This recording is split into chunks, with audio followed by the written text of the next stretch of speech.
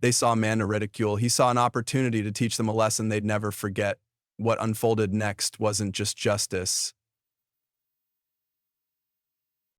The evening sky was painted with hues of orange and purple as the sun dipped below the horizon. A roadside bar sat quietly off the winding highway, its neon sign flickering in the dimming light. Inside, Elliot's taproom buzzed with muted chatter and the occasional clink of glasses. The scent of fried food and old wood hung in the air, a familiar comfort to the locals who frequented the modest establishment. Marcus Bell pushed open the creaky door, stepping inside with the kind of calm demeanor that came from years of military discipline. His casual outfit, a well-fitted polo shirt and jeans, blended seamlessly into the crowd, but the sharpness in his gaze hinted at his background. A decorated veteran who had recently returned from active duty, Marcus was here for one thing: a moment of peace. Uh, Number two. He chose a table tucked into a corner, offering a clear view of the room without drawing attention to himself. As he sat down, he ran a hand over the small emblem stitched onto his sleeve, a subtle nod to his service. He ordered a simple drink, a glass of water with a twist of lime, preferring clarity over indulgence tonight. His thoughts drifted to his family, the warmth of home he'd soon return to, and the hope of rebuilding a life after months of separation. Much like some Barkauer with his separation, much like my Duomeltsville trip. Only rain engine anyway at this point for my well-being or a separation. The bar door swung open with a force that rattled its hinges. The energy in the room shifted instantly. A group of 6 burly men strode in, their heavy boots echoing against the wooden floor. Leather jackets adorned with insignias and patches announced their presence, before their boisterous laughter did. They weren't locals, at least not regulars. The group commandeered the bar like it was their territory, loud and commanding attention. Their leader, a towering man with a salt and pepper beard, exuded an air of arrogance. His piercing eyes scanned the room, a predator assessing its domain. Marcus didn't flinch under the man's passing gaze, keeping his attention on his drink. But the leader's glance lingered. He leaned over to one of his companions and muttered something, a smirk spreading across his face. The others chuckled, their eyes darting toward Marcus. The tension in the room thickened, as though the air itself held its breath. No, Marcus remained still, his posture relaxed but his senses alert. Years of experience had taught him how to handle uneasy situations without provoking escalation. He focused on the condensation pooling at the base of his glass, ignoring the pointed laughter from across the room. The bikers settled at the bar, but their energy continued to ripple outward. Marcus could feel their stares, their scrutiny. He wasn't looking for trouble, but trouble, it seemed, had found him. The warm ambiance of Elliot's taproom was beginning to fade, replaced by an undercurrent of hostility. Marcus exhaled quietly, bracing himself for whatever was to come. The bar's warm hum of conversation and music took on a sharp edge as the group of bikers claimed their space. Their loud laughter cut through the room, brash and unapologetic. At the center of the group was their leader, Hank, a tall, broad-shouldered man whose salt and pepper beard and weathered leather jacket gave him a commanding, if abrasive, presence. In the moment, though, something caught my attention. A pair of jeans that were modern and didn't have straps, lying across the room on the floor like an expectant. Hank's piercing gaze swept the room, landing squarely on Marcus. His smirk widened into something less friendly. Leaning toward one of his companions, he muttered just loud enough for the words to carry. "Guess they're letting just about anyone in these days," Hank said, jerking his thumb in Marcus's direction. "But, hi," he said, stopping in front of me. The others laughed, their eyes following Hank's cue. One of them, a wiry man with a scar running across his temple, snickered. "What's he drinking? Milk?" Another chimed in, louder this time. Hey, maybe he's just lost. This ain't a daycare, buddy. Marcus heard them, of course. How could he not? The taunts were sharp, pointed, like arrows aimed to provoke. But he didn't react. His fingers remained steady on the glass as he took another sip of water. He didn't even glance their way. Inside, Marcus let out a slow breath, steadying himself. This wasn't the first time he'd encountered this kind of hostility, and he knew it wouldn't be the last. A quiet monologue played in his head, grounding him. Let it go, Marcus. This isn't worth it. You've seen worse. You've handled worse. The bikers didn't seem to appreciate being ignored. Their laughter grew louder, more exaggerated. Hank leaned back in his stool, spreading his arms as though performing for the room. Look at him, he said, his voice dripping with mockery. Thinks he's too good to talk to us. Probably doesn't even belong here. Marcus's grip on his glass tightened, but his face remained neutral. He wasn't here to cause a scene. He'd come for a moment of peace, not to get dragged into someone else's ignorance. But Hank wasn't done. Pushing off his stool, he sauntered toward Marcus's table, his boots thudding against the wooden floor. The other bikers followed closely, forming a loose circle around Marcus. The room grew quieter, the casual chatter fading into an uneasy silence. Big, Hank stopped a few feet from Marcus's table, his smirk unwavering. You lost, buddy? He asked, crossing his arms. This ain't exactly your kind of place. Marcus finally looked up, meeting Hank's gaze with calm, steady eyes. I'm fine right where I am, he said, his voice measured and polite. Heh. The simple response seemed to irritate Hank. He leaned in slightly, lowering his voice but not the edge in his tone. You got a lot of nerve sitting here like you belong. Where you from, huh? Or should I ask where you're really from? Behind him, one of the bikers chuckled. Another added, Bet he doesn't even know how to hold a gun, let alone wear a uniform. Marcus's jaw tightened, but he kept his composure. I don't need to explain myself to you, he said, his voice still calm. The quiet firmness in Marcus's tone seemed to challenge Hank's bravado, making him bristle. Oh, so you're a tough guy, huh? Hank said, stepping closer. Walking in here, pretending to be something you're not. The reference to pretending hit harder than the others. Marcus had spent years serving his country, sacrificing time with his family and putting his life on the line. For these men to question that without knowing a single thing about him, it was insulting. He wanted to ask him to clarify. Let me guess, Hank continued, his voice rising. You're one of those stolen valor types. Got that uniform at a surplus store, didn't you? Getting puzzled again, Sergeant Lett smiled and replied, This year it was to be cert. Huh? The other bikers laughed again, emboldened by Hank's words. Marcus straightened in his seat, his calm demeanor now tinged with quiet authority. You don't know a thing about me, he said evenly, his eyes locked on Hank. But I can tell you this. I've earned everything I've got, including the right to sit here, just like you. The response wasn't loud, but it carried weight. For a brief moment, Hank hesitated. His smirk faltered, and the laughter from the other bikers dwindled. But Hank's pride wouldn't let him back down. Instead, he scoffed, gesturing at Marcus's sneakers. Yeah, a real soldier wouldn't be caught dead in those, he sneered. You're a fraud, plain and simple. You and me. He frowned, wincing and looking disgusted. The bikers murmured in agreement, though some seemed less certain now.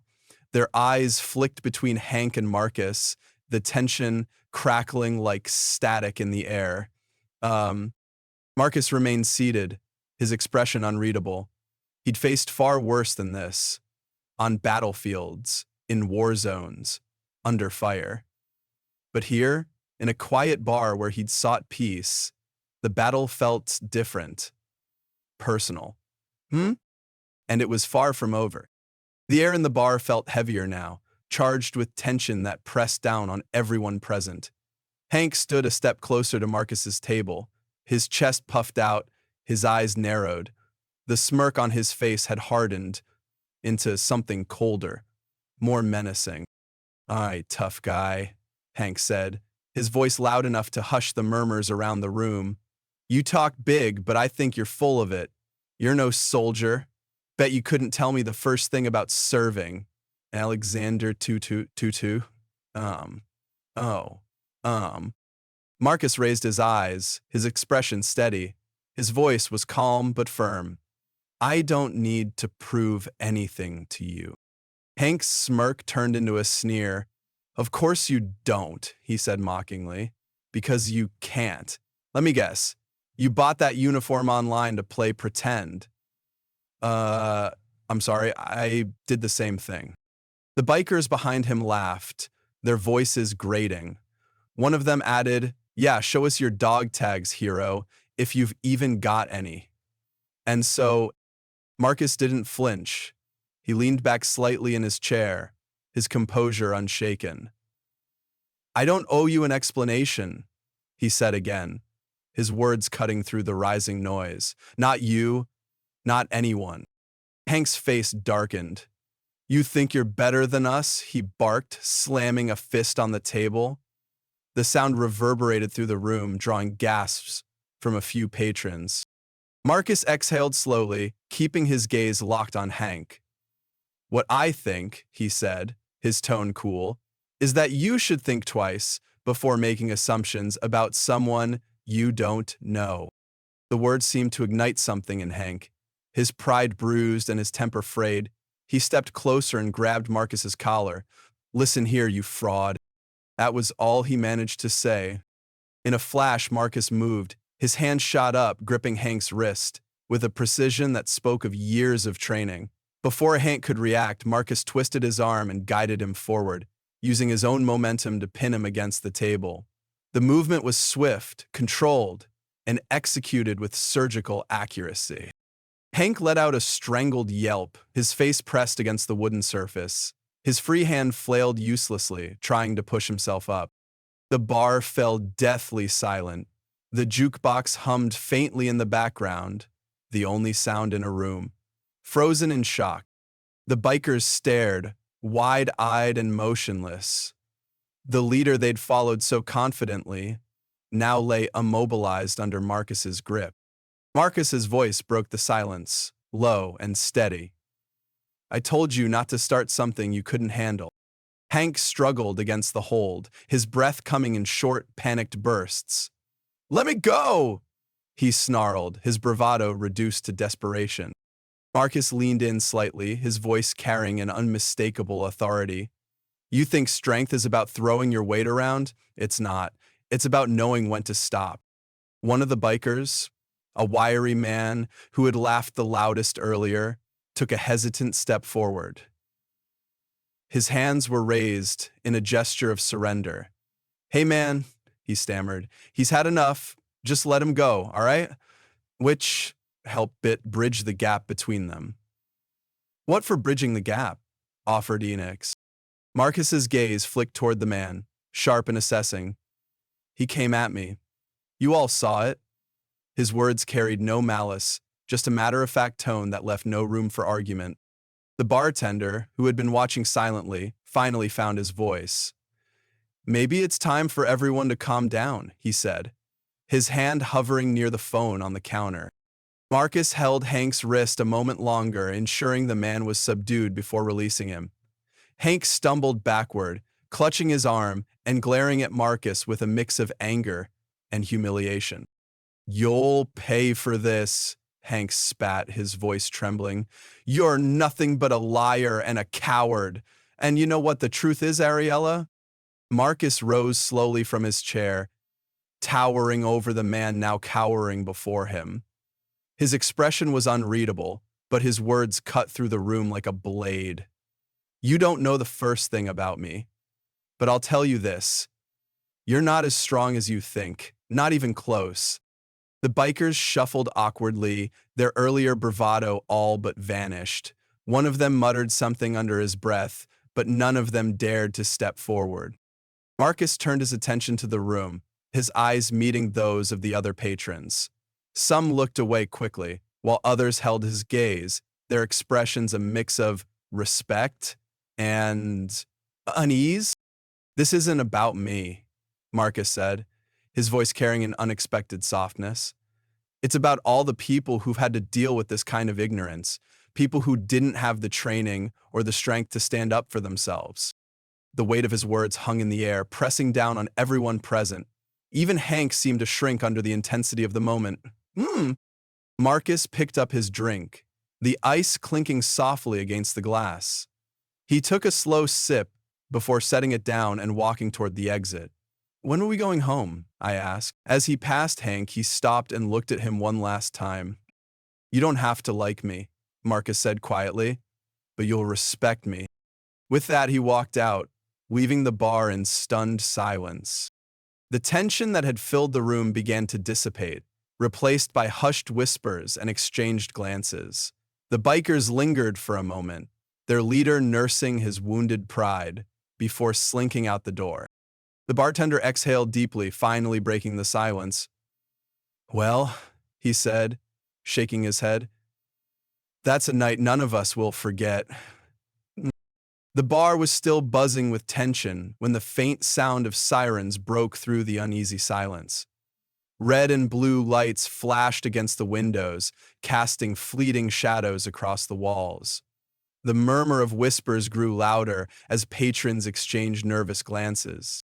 Hank stood by the door, clutching his arm and glaring at Marcus. One of his crew, a wiry man with a shaky voice, held a phone in his hand.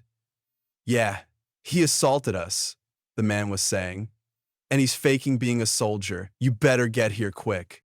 Marcus remained at his table, calm and unmoving. His drink sat untouched in front of him, condensation pooling beneath the glass. He knew the truth was on his side. Years of military service had taught him to stay steady under pressure, and this moment was no different. The door swung open, and two officers stepped inside. One was a broad-shouldered man with a stern expression, his gaze scanning the room like a spotlight. The other, a sharp-eyed woman with a calm but authoritative demeanor, took in the scene with quiet efficiency. "We got a call about an altercation," the male officer said, his tone firm. "Who's involved?" "You peons." "The guy," Hank barked, pointing a finger at Marcus. His voice dripped with indignation. "He assaulted me, and he's impersonating a soldier. Look at him, he's not even wearing proper boots." The female officer's eyes landed on Marcus, who slowly stood from his seat. His movements were deliberate, his posture composed.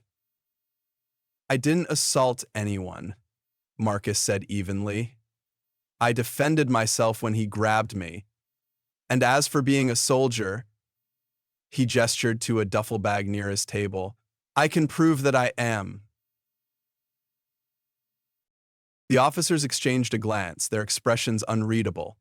"Let's start from the beginning," the male officer said. "What happened here?" Hank jumped in, his voice rising. "He's a fraud. Came in here acting like he owns the place, pretending to be some kind of hero." The female officer raised a hand, cutting Hank off. "We'll get to you in a moment, sir," she said, turning to Marcus. "Do you have any identification?" Marcus nodded. "In my bag, I have my military ID, service records, and uniform. You're welcome to inspect them." Leto Tressi presented. The bartender, who had been silently observing from behind the counter, finally spoke up. "Officers, I saw the whole thing.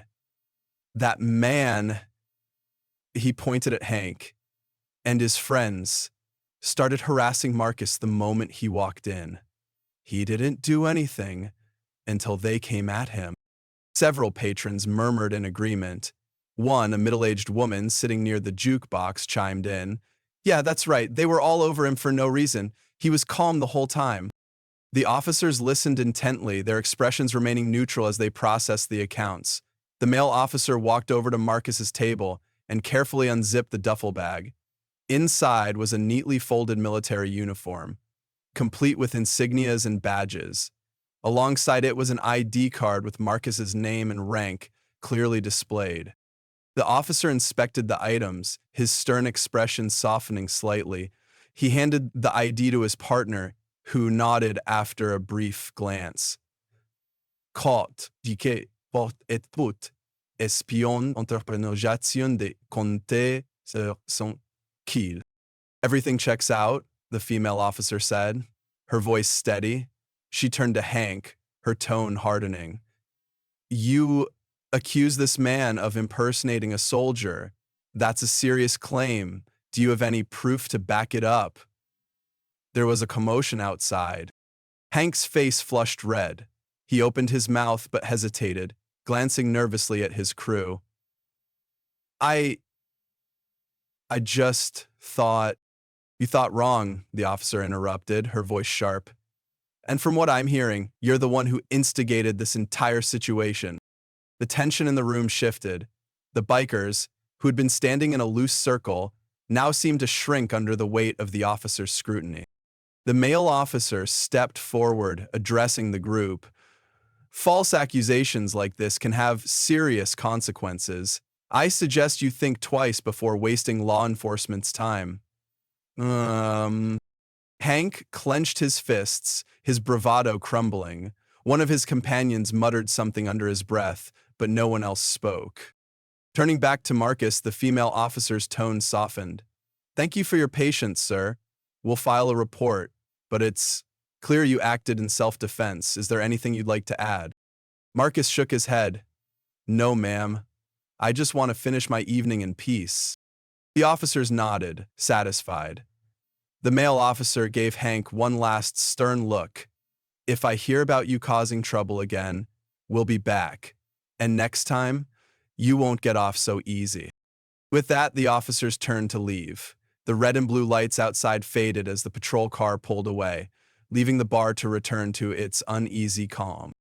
Marcus sat back down, his composure intact, though the weight of the encounter lingered. Around him, patrons exchanged hushed whispers, their earlier hesitation replaced by quiet admiration. As for Hank and his crew, they shuffled out of the bar, their arrogance replaced by embarrassment. Hank cast one last glare at Marcus before disappearing into the night. The bartender approached Marcus's table, setting a fresh glass of water in front of him. On the house, he said with a small smile. You handled that better than most would have. Marcus nodded his thanks, lifting the glass to his lips. The room was quieter now, but the tension had shifted. Where there had been hostility, there was now respect. And perhaps a lesson learned. Said Marcus. The crisp night air greeted Marcus as he stepped out of the bar, his boots crunching against the gravel parking lot. The tension from the encounter still clung to him, like a shadow that wouldn't let go. For a moment, he stood there under the dim glow of a street lamp, taking in the quiet hum of the surrounding town. He exhaled deeply, the breath visible in the cool air. Relief mixed with frustration swirled within him, a quiet storm he knew all too well. He was proud of how he'd handled the situation, proud that he hadn't let anger dictate his actions. But that pride was tinged with something heavier, the weight of knowing this wasn't an isolated moment. As Marcus walked toward his pickup truck, the events of the evening replayed in his mind.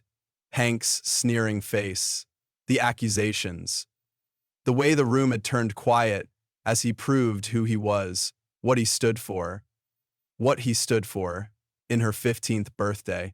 And it was hard to wrap my mind around it. I shouldn't have to prove myself, Marcus muttered, his voice low but firm. Sliding into the driver's seat, he rested his hands on the steering wheel for a moment. His thoughts wandered back to his years in the military. He had faced discrimination there too, subtle at times, blatant at others. There were moments when his worth had been questioned simply because of his skin color, moments when he'd had to work twice as hard to be seen as equal. Same fight, different battlefield, he thought, the words sitting heavy in his chest. He remembered one incident in particular during his first deployment. A fellow soldier, skeptical of his leadership, had made a comment laced with racial undertones.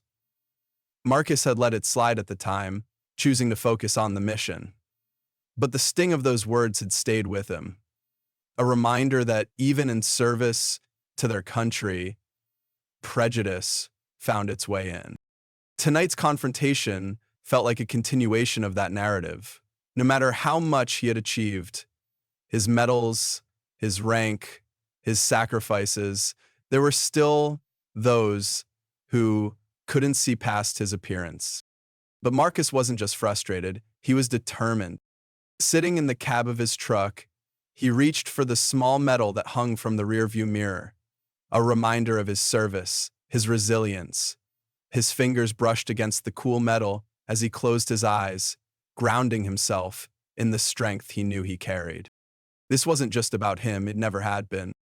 Marcus thought about the younger generation of soldiers, about the people of color who looked up to him, hoping for a better world.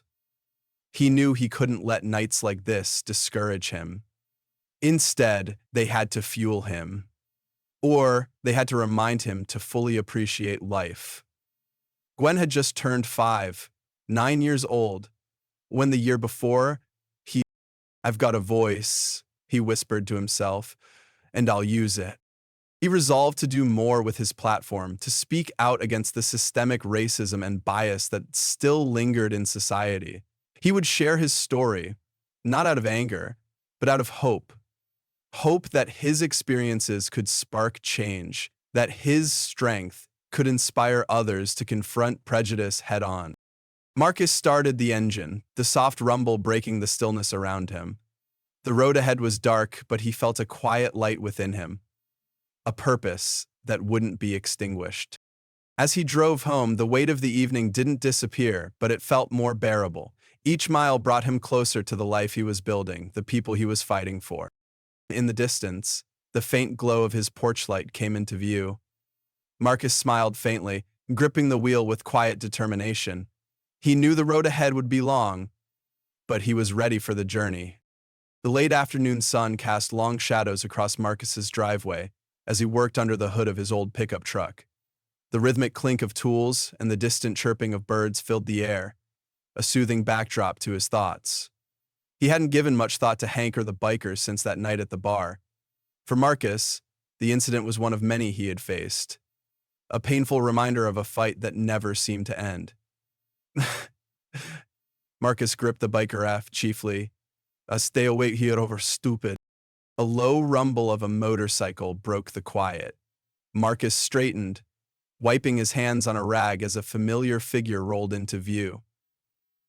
Hank. The big man dismounted awkwardly, his usual swagger replaced by an air of unease. His boots crunched against the gravel as he approached, helmet in one hand, the other shoved deep into the pocket of his worn leather jacket. Ben Folt, shy. Marcus, Hank began, his voice gruff but subdued. He glanced around, avoiding Marcus's eyes. I owe you an apology. Marcus leaned against the truck, his arms crossed. He said nothing, letting the silence stretch. Hank shifted uncomfortably, his broad frame seeming smaller under the weight of his own guilt. What is that worth? More than you were worth? Or your last name? I wasn't right that night, Hank admitted finally. His voice was quieter now, tinged with something Marcus hadn't expected. Vulnerability. I judged you, made assumptions, and I was wrong. Marcus studied Hank for a moment, his expression unreadable. Why are you here, Hank?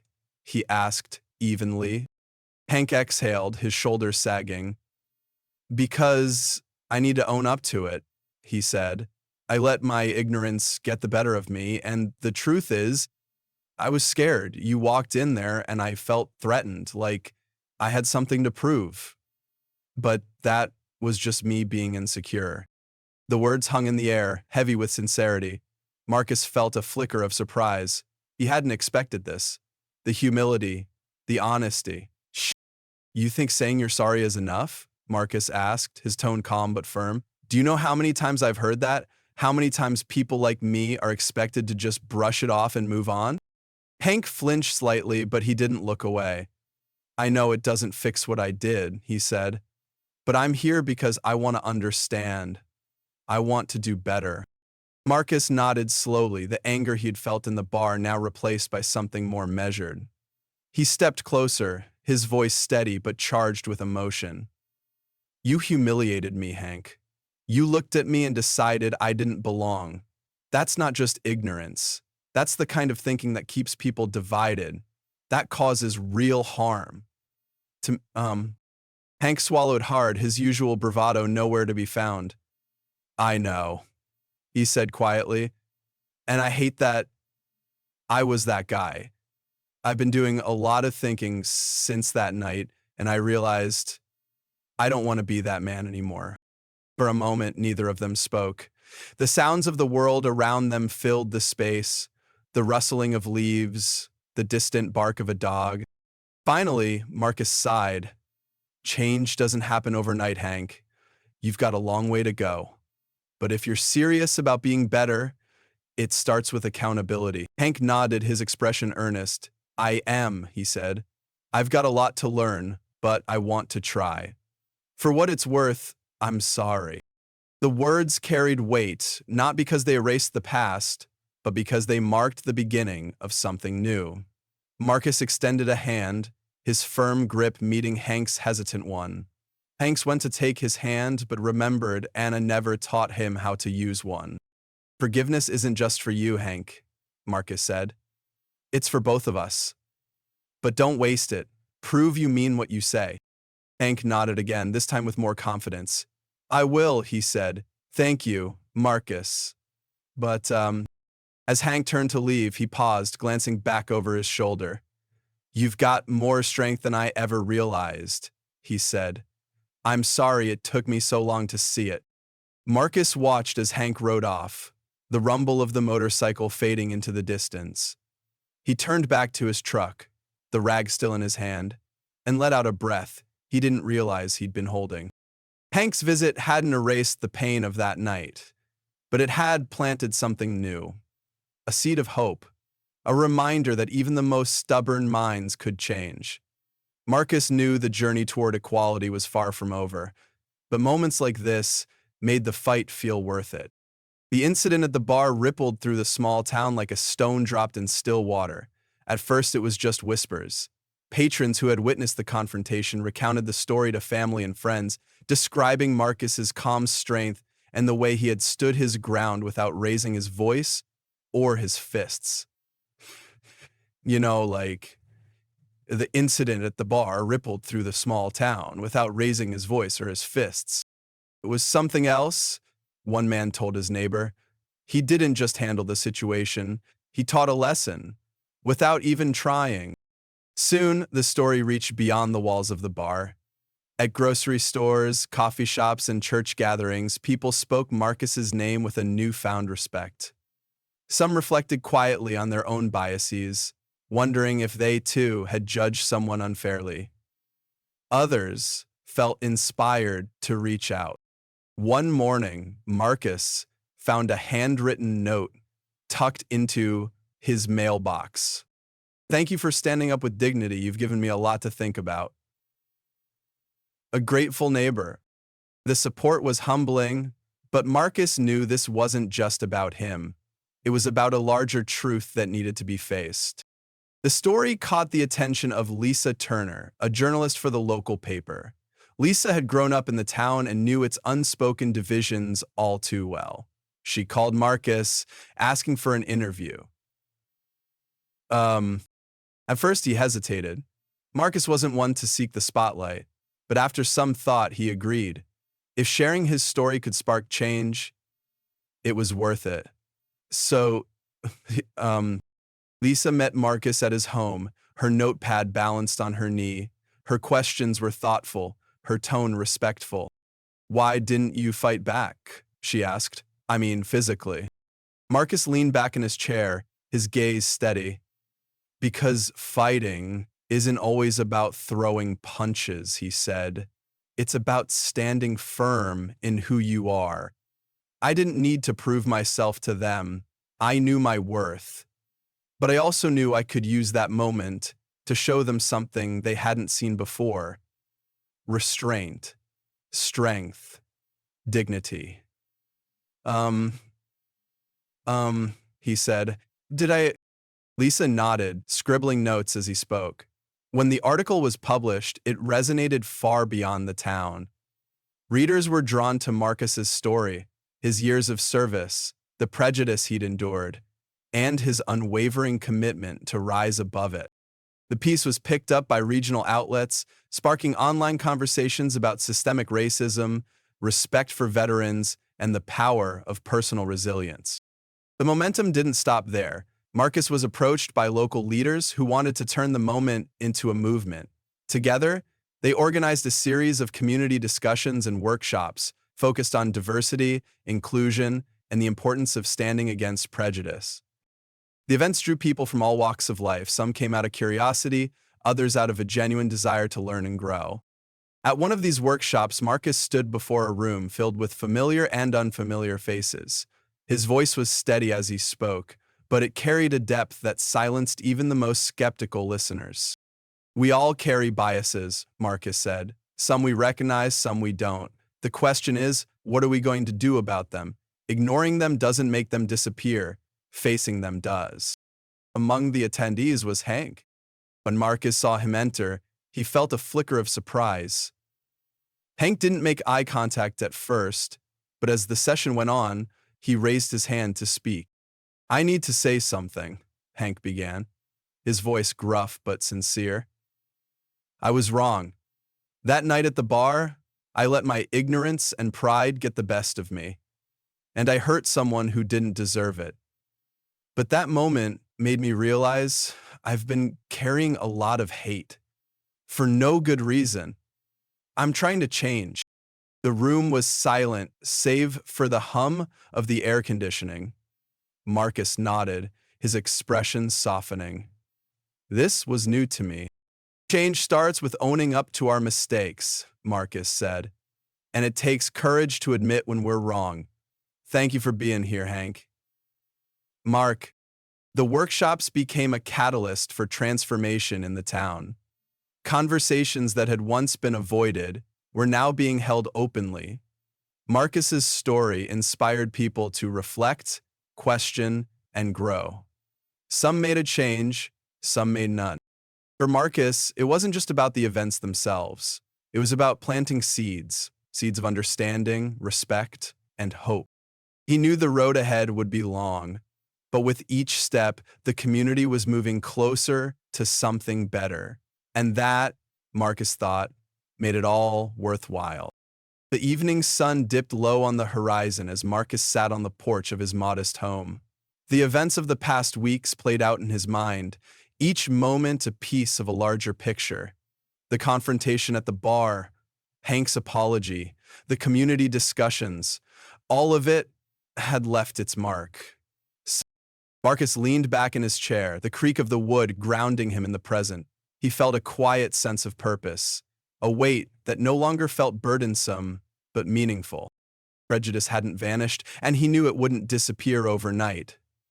The fight for understanding and equality was ongoing, a battle fought not with fists, but with patience and conviction. But Marcus believed in the power of small victories. Each conversation, each changed heart, was a ripple that could one day create a wave. A week later, Marcus stood before a group of young veterans in a small hall at the community center. Their faces were a mix of anticipation and curiosity, their postures straight with the discipline that came from service. He paused for a moment, letting the room settle before he spoke. "You've all served," Marcus began, his voice steady but carrying a quiet intensity. "You know what it means to face challenges head-on, to stand tall in the face of adversity, but the battles don't end when you come home." Yeah, I got you. But you don't have to stay all day. Ilias held up his hand. The room was silent, every pair of eyes fixed on him. "There are struggles here," Marcus continued. "Struggles we didn't sign up for, but are just as important. Prejudice, misunderstanding, people who judge you before they know you. It's easy to get angry, to fight fire with fire. But I'm here to tell you, emotions rule that, and common sense. There are other ways. There are other people. Thoughts change, bodies grow. Uno, uno. He stepped closer to the edge of the small stage, his gaze sweeping the room. Strength isn't just about what you can do with your hands, he said. It's about what you can do with your heart, your mind, your integrity. The way you carry yourself matters. The example you set matters. A murmur of agreement rippled through the audience. Marcus let it settle before continuing. My story is just one of many, he said. I faced a moment where I could have lashed out, where I could have let anger define me, but I chose something different. I chose dignity. And that choice didn't just change my life, it started to change others too. Um, as the veterans filed out of the hall, a young woman approached Marcus, her uniform crisp, her eyes bright with determination. Thank you for your words, she said. They reminded me why I serve, not just for myself, but for the people around me. It says, Marcus nodded, a faint smile on his face.